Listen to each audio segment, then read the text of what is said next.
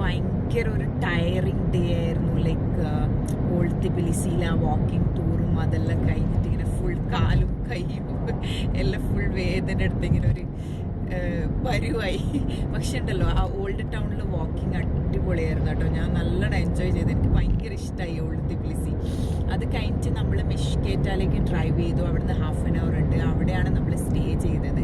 എന്നിട്ട് ഇന്ന് രാവിലെ എണീച്ച് ഇപ്പം നമ്മൾ ജോർജിയയിലെ സ്മോളസ്റ്റ് സിറ്റിയായ സിഗ്നാഗിയിലേക്ക് ഇങ്ങനെ പോയിക്കൊണ്ടിരിക്കുകയാണ്. അപ്പോൾ ഇവിടെ ഇപ്പോൾ ടെമ്പറേച്ചർ 12 ഡിഗ്രിയാണ്, തണുത്ത കാറ്റും അങ്ങനെയൊക്കെ ആയിട്ട് നല്ലുണ്ട്. ഒരു കൂൾ ടെമ്പറേച്ചർ, അധികം തണുപ്പില്ല ചൂടുമല്ല, അങ്ങനത്തെ ഒരു കാലാവസ്ഥയിൽ നമ്മളിങ്ങനെ ഡ്രൈവ് ചെയ്ത് പോയിക്കൊണ്ടിരിക്കുകയാണ്.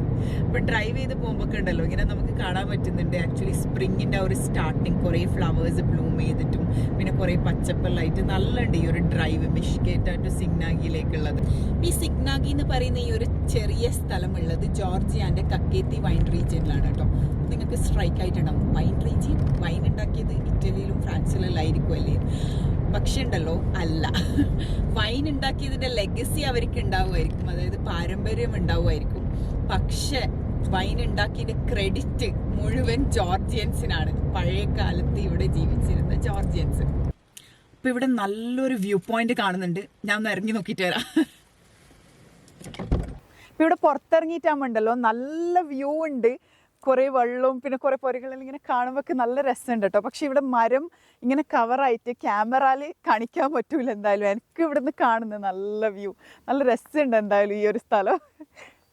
ഈ വൈൻ മേക്കിന്റെ ഹിസ്റ്ററി ഉണ്ടല്ലോ, ഇത് റിസർച്ച് ചെയ്തിട്ടാകുമ്പോൾ കണ്ടുപിടിച്ചത് എന്താന്ന് വെച്ച് കഴിഞ്ഞാൽ ആദ്യമായിട്ട് വൈനെല്ലാം ഉണ്ടാക്കിയത് 6000 BC നിന്നാണ്. അതും എവിടെ? ജോർജിയയില്. അപ്പൊ എന്താന്ന് വെച്ച് കഴിഞ്ഞാല് ജോർജിയത്തെ പഴയ ആൾക്കാരാണ് റിയലൈസ് ചെയ്തത് നമുക്ക് ഗ്രേപ്സ് വൈൻ ഉണ്ടാക്കാൻ പറ്റും, അതും വലിയ ക്ലേ പോട്ടിൽ അടിയിൽ കുഴിച്ചിട്ടിട്ട്. അപ്പം ആ ഒരു സാധനത്തിനാണ് ക്വെറി എന്ന് പറയുന്നത്. അപ്പം ആ ക്വെറിയിൽ വൈൻ ഉണ്ടാക്കുന്നതുണ്ടല്ലോ, അത് ജോർജിയക്കാരുടെ മാത്രം സ്വന്തം സ്വത്താണ് കേട്ടോ. ഈ മിഷ്കേറ്റ ടു സിഗ്നാഗി റൂട്ടിലേ ഉണ്ടല്ലോ, ലൈക്ക് നമ്മൾ വരുമ്പം കുറേ പശുക്കളും കുറേ ചെമ്മരിയാടുകളും പിന്നെ ഇങ്ങനെ കുറേ പാടങ്ങളും അതിങ്ങനെ കുറേ സ്ഥലത്ത് ഉഴുതു മറിച്ചിട്ടിട്ടുണ്ട്. പിന്നെ ഞാൻ പറഞ്ഞ പോലെ ചില സ്ഥലത്ത് ബ്ലൂം ആയിട്ടുണ്ട്, ചില സ്ഥലത്ത് ഇങ്ങനെ മരങ്ങൾ വെറുതെ നിന്നിട്ടുണ്ട്. എന്തായാലും ഈ റൂട്ട് അടിപൊളിയുണ്ട്. ഓക്കെ, എനിക്ക് ഭയങ്കര ഇഷ്ടമായി. അപ്പം ഇനി നമുക്ക് എന്നാലും കാറിൽ കയറിയിട്ട് സിഗ്നാഗി ടൗണിലേക്കെല്ലാം പോവാം അല്ലേ?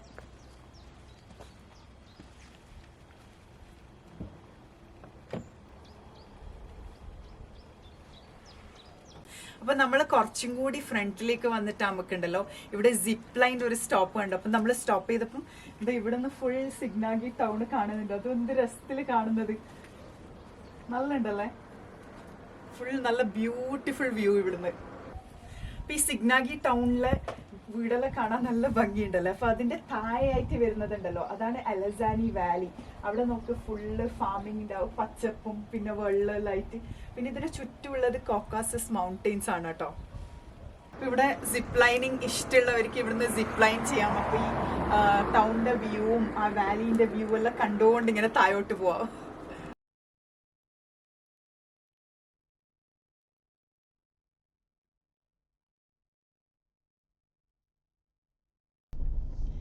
ഇപ്പം നമ്മൾ സിഗ്നാഗിയിലേക്ക് എൻ്ററായി.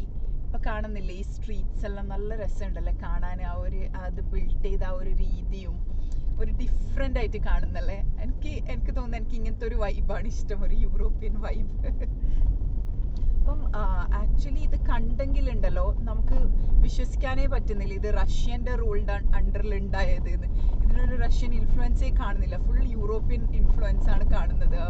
ടൗണും സിറ്റിയും ലൈക്ക് ഷോപ്സും ആ ബിൽഡിങ്സും അതെല്ലാം കാണുമ്പോൾ ഒരു യൂറോപ്യൻ ഇൻഫ്ലുവൻസ് ആണ് കാണുന്നത്.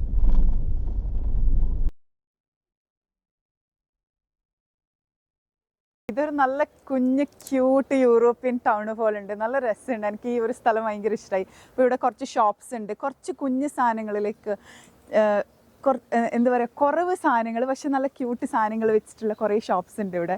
പിന്നെ ഇവിടെ കുറേ വീടുകൾ കാണുന്നുണ്ട് എനിക്ക്.